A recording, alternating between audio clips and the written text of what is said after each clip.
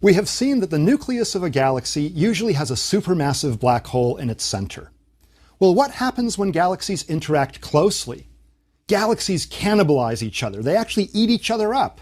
Certainly long ago, when galaxies were closer together on average, small galaxies with intermediate mass black holes merged over time, and their black holes coalesced as well.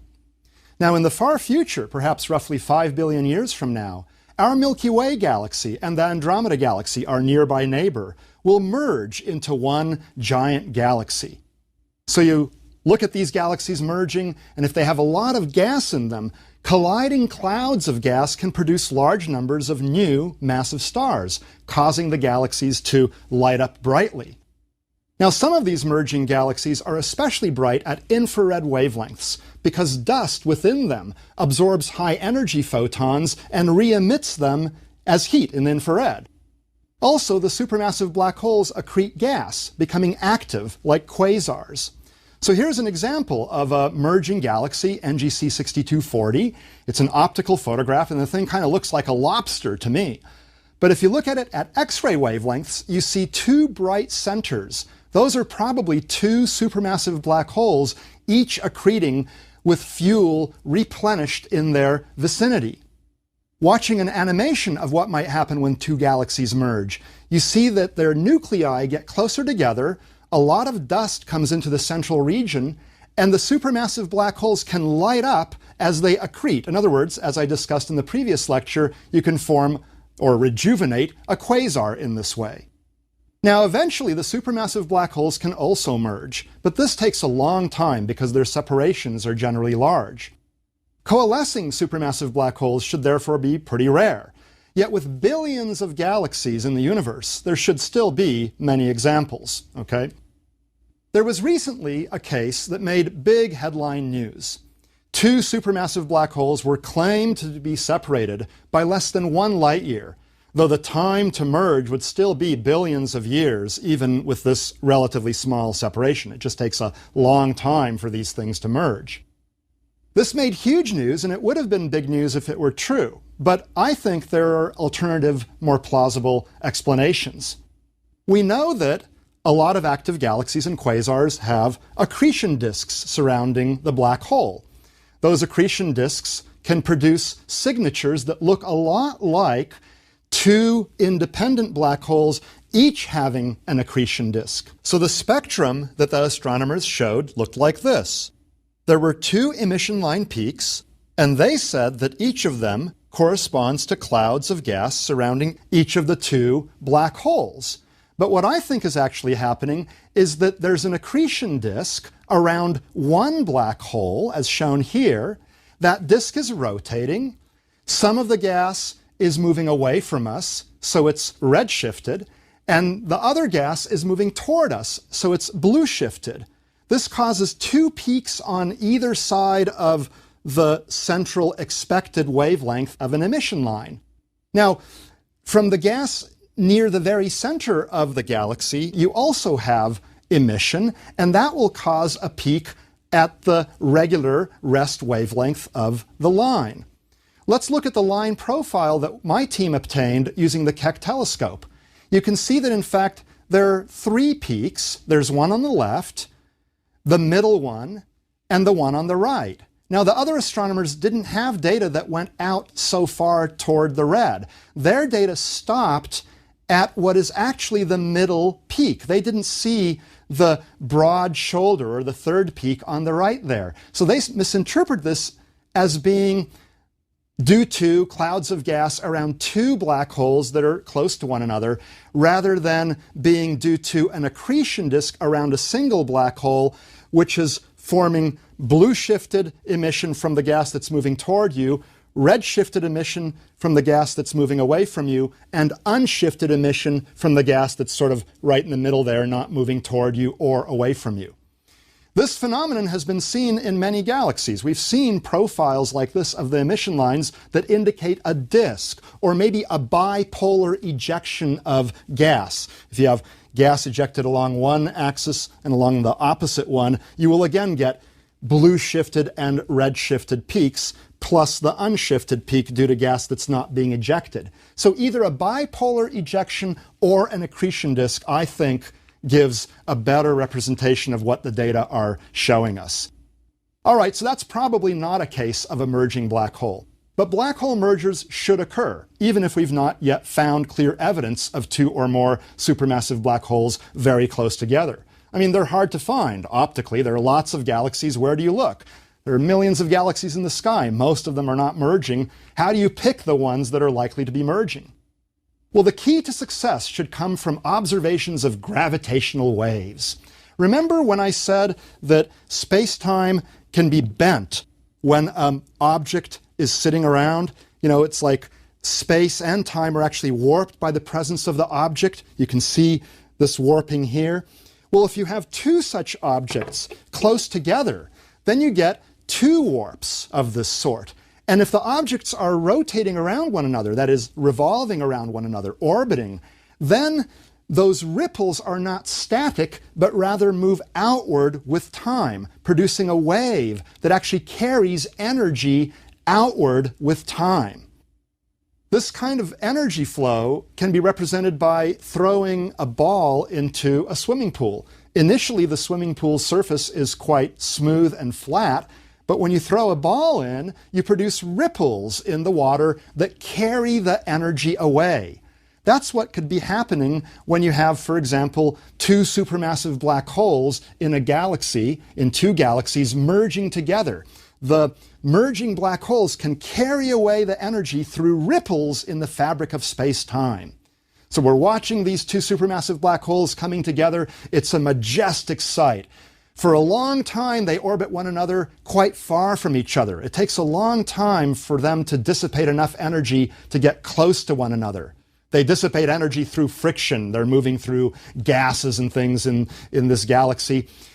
Well, when they get close enough together, then the energy can be carried away by gravitational waves. And you see these ripples in the fabric of space and time, it turns out, carrying away the energy as the two black holes merge into one giant supermassive black hole.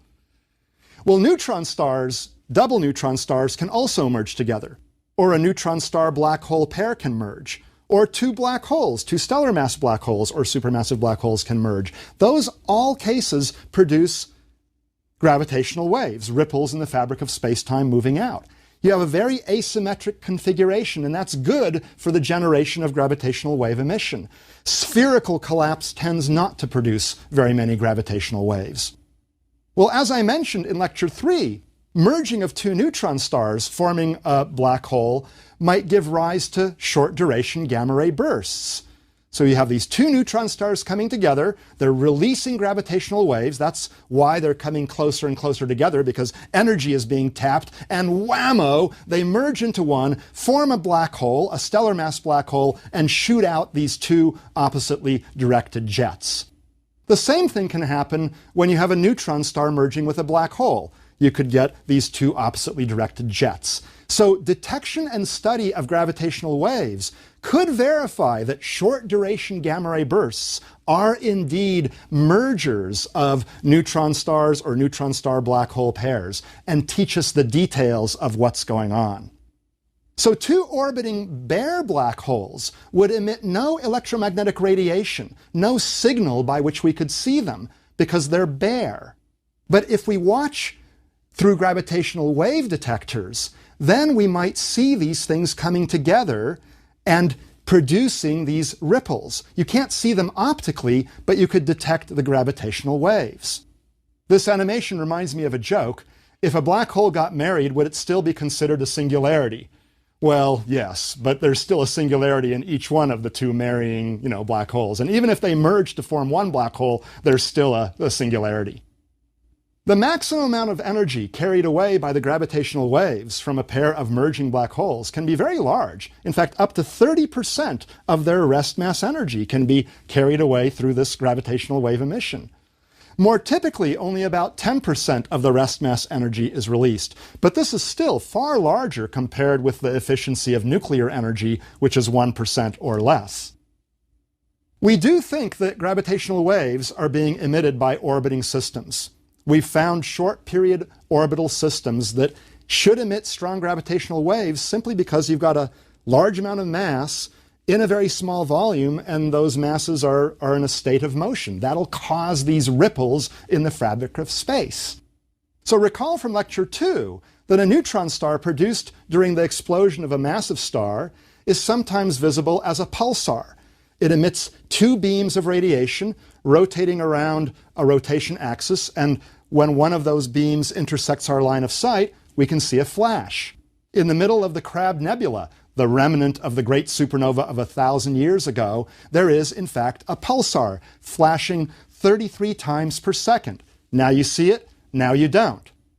Well, binary pulsars provide the best indirect evidence we have so far for the emission of gravitational waves. A binary pulsar is a neutron star that's pulsing as a pulsar bound gravitationally to another neutron star, which may or may not itself be visible as a pulsar. You only need one of them to be visible in order to qualify for this term binary pulsar. The first one that was discovered was a system that orbits in just 8 hours, and only one of the neutron stars is visible as a pulsar. But by monitoring the pulses, we can tell where in their orbits the two stars are. And in fact, the two stars are orbiting each other not in a circle, but in ellipses. So at times they come closer together, and at other times they're farther apart. By monitoring the arrival time of the pulses, we can tell when they're close together and when they're far apart, because they're in different places and there's a delay in time for the pulse to actually arrive to our location, depending on the distance of the pulsing star. If you plot the relative time at which they're at closest approach as a function of year, you see that in fact the time of closest approach starts diverging from what it was, in this case, when the measurements began in 1975. This time of closest approach is changing because the parameters of the orbits are changing. The orbits are getting closer and closer together because of the release of gravitational waves, and you can see the evidence for that in this graph. The two stars come close together at different times as a function of year. That's a wonderful, wonderful indirect piece of evidence for the emission of gravitational waves. If they were not emitting gravitational waves, they wouldn't be doing this. This pulsar and the associated measurements were made by Joe Taylor and Russell Hulse of Princeton University. And in 1993, they won the Nobel Prize in Physics for their discovery and their subsequent work because of its great importance, an indirect piece of evidence for the emission of gravitational waves. Well, wouldn't it be nice to directly detect the anticipated gravitational waves? This would verify a major prediction of general relativity and provide a brand new window on the universe, gravitational waves.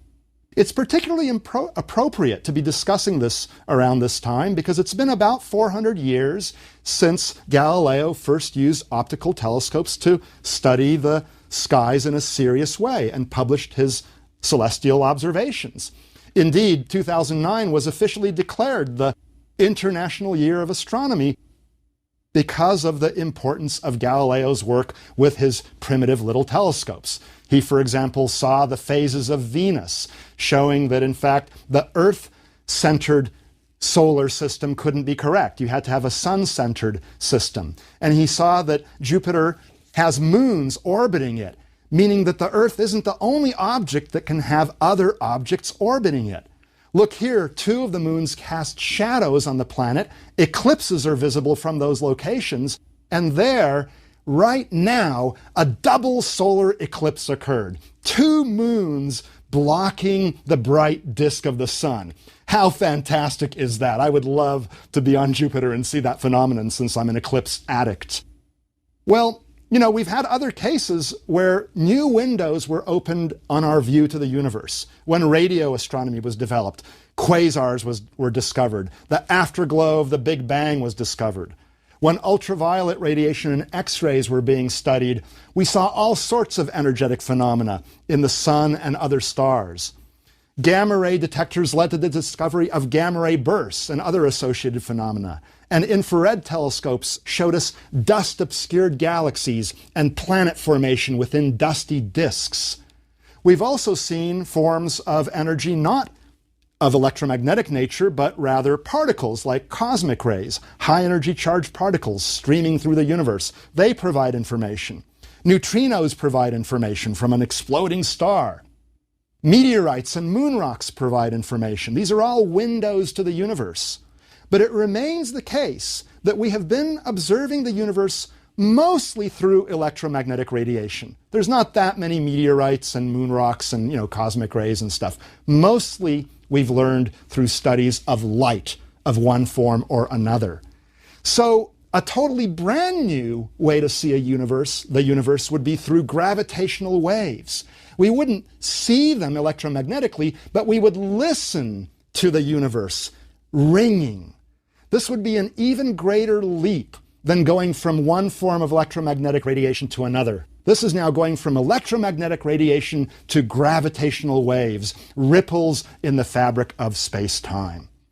Now, I think you'll all agree that in going from black and white movies to color, the amount of information conveyed and our enjoyment of the movies increased considerably.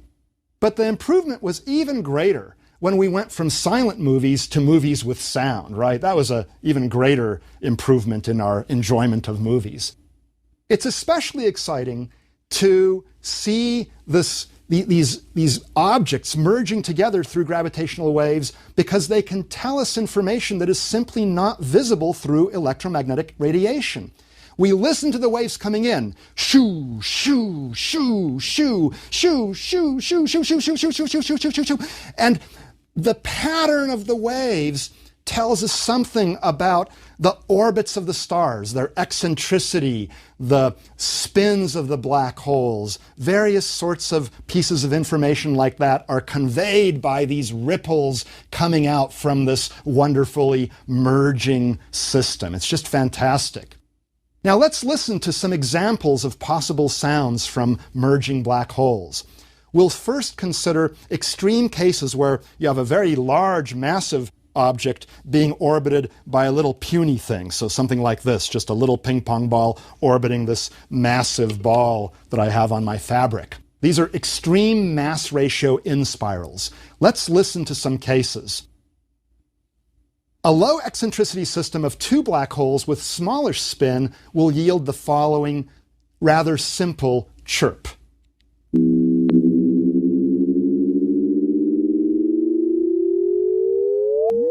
That's kind of cool. A high eccentricity system of two black holes gives a series of pops. The pops are bursts of gravitational waves when the two black holes are at closest approach. And these eventually diminish as the orbits circularize while gravitational waves are being emitted. That tends to damp out any eccentricities. Let's listen to the gravitational waves.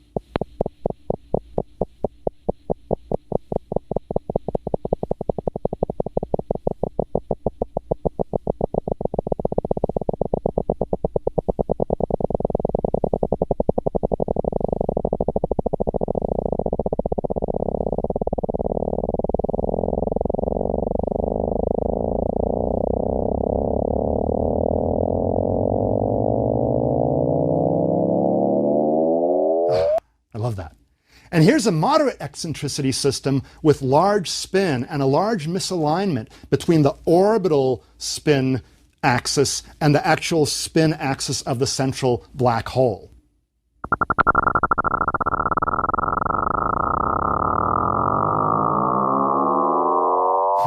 How do you like that? By listening to the sounds, you can tell what the black holes are doing in their orbits. You can't get that from electromagnetic radiation, especially if it's two black holes, not neutron stars. You won't see them. All right. Well, let's look at more equal masses now. If you have a diagram like this, where the mass of one black hole is plotted along the horizontal axis and the mass of the other black hole is plotted along the vertical axis, and you click on it, at a particular website where they show this, you can hear the sounds that are emitted. Here's one where one of them has half a solar mass and the other has half a solar mass.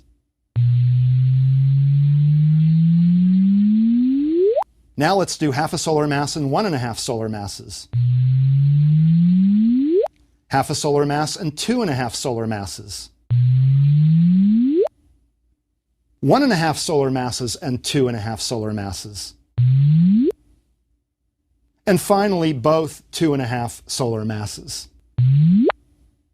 The differences are a bit subtle in this case, I must admit, but still, they are audible. You can hear them and you can analyze the waves and tell what's going on. You can even map the space-time around a black hole. Is a black hole really an intrinsically simple object? You can map it just like we map the surface of the mass distribution of the Earth using satellites. For example, the GPS system of satellites. They're continually making measurements of the mass distribution of Earth, and by converting the data into the actual distribution and rotating it like this, you can see mountain ranges and basins in the oceans and things like that. Geodesy, this is called. So if we do the same thing with a supermassive black hole being orbited by a little guy, here's what we see and hear.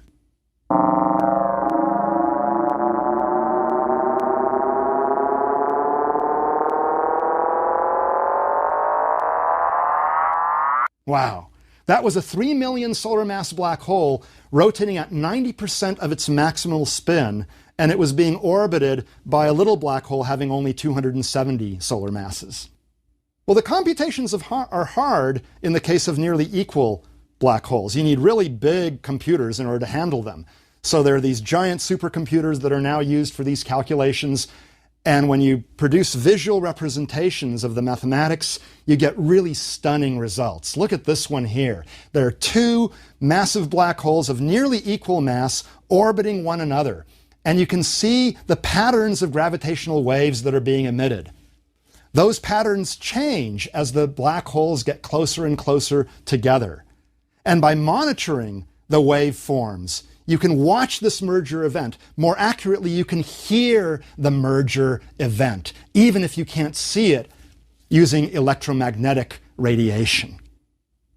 Highly asymmetric gravitational wave emission can sometimes lead to the ejection of a supermassive black hole after merging. So in other words, if the emission is asymmetric, the rebound of one black hole can actually eject it out of a galaxy. There is some evidence that we've seen this because there have been some galaxies seen where two black holes seem to be present, but one of them is moving at an unexpected rate, seemingly out of the main galaxy. And so there are other interpretations possible, but these might be cases of black holes being ejected from other galaxies as they're being merged.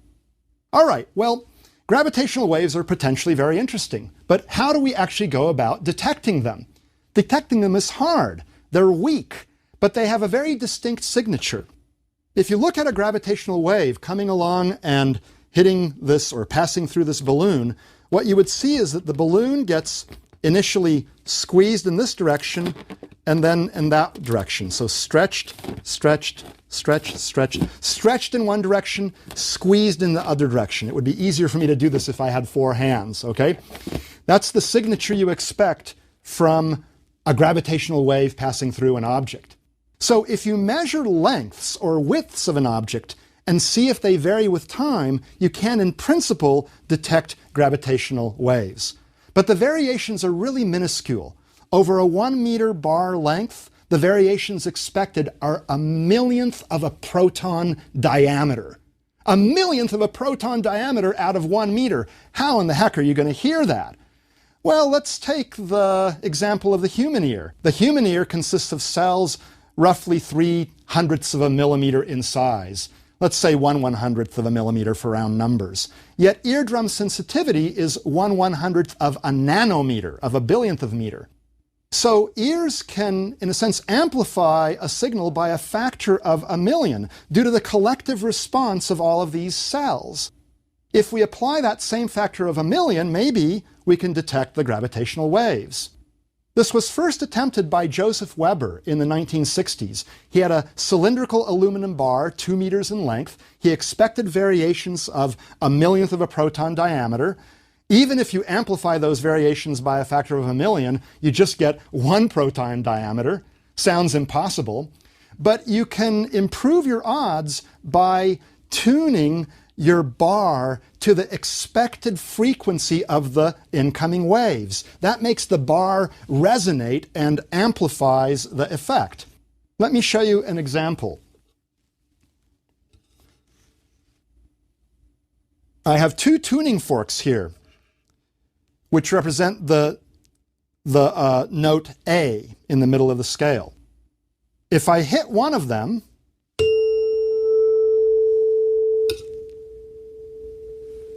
the other starts to vibrate at the same frequency. Let's do that again.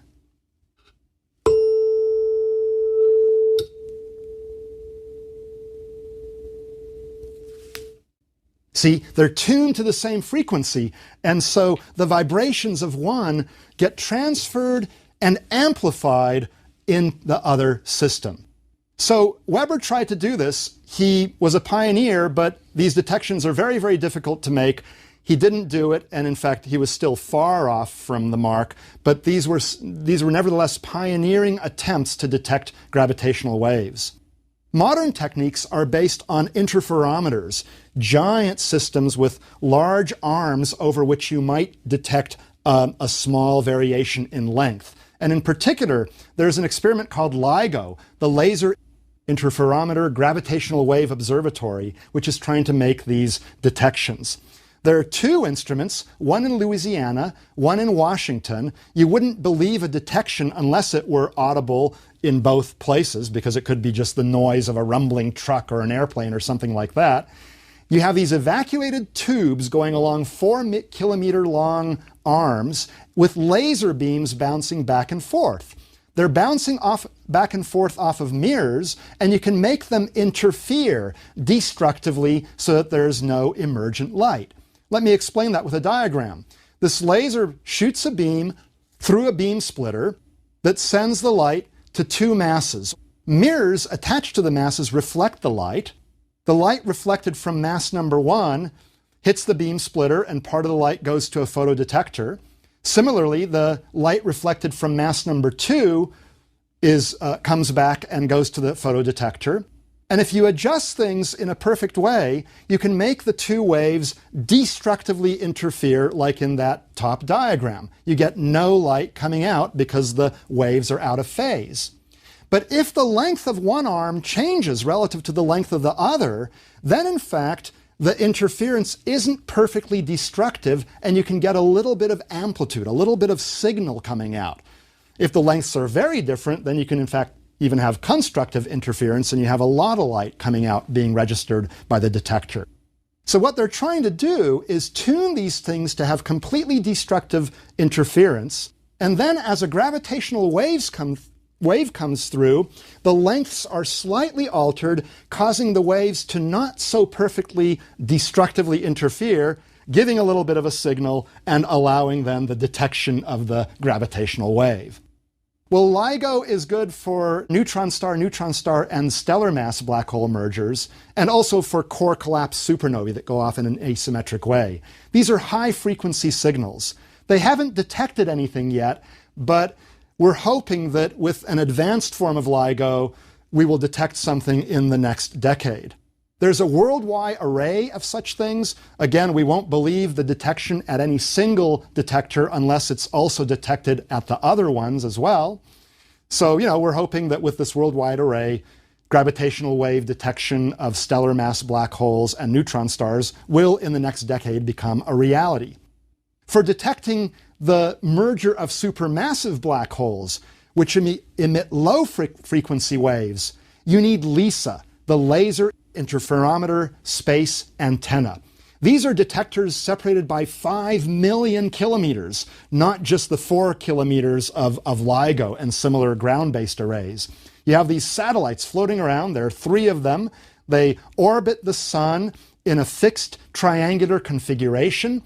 Laser beams are bouncing back and forth between the mirrors attached to these satellites, and you can, in principle, see the ripples of space because the distances between the mirrors change ever so slightly with time. These are good for detecting low-frequency ripples like from merging supermassive black holes, or low-frequency ripples from merging white dwarfs that are pretty far from one another, not close to one another. LISA's going to be hard to make. You know, Europe is planning to launch a LISA Pathfinder mission in 2010 as a stepping stone. We hope the full thing will be done by 2018 or 2020. Let's hope so. Well, to conclude this lecture, let me point out that astronomers are like hunters in the dark, and they need the best eyes possible. For example, many nocturnal animals have developed very sensitive eyes.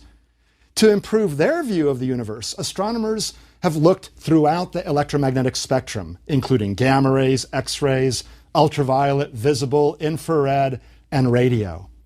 But it's also true that many of the most successful hunting animals have also developed a very keen sense of hearing. Gravitational waves provide the same advantage to astronomers. They should allow us to hear the sounds of the universe, sounds that cannot be seen with electromagnetic radiation alone. We eagerly await the first detections of merging black holes and other objects.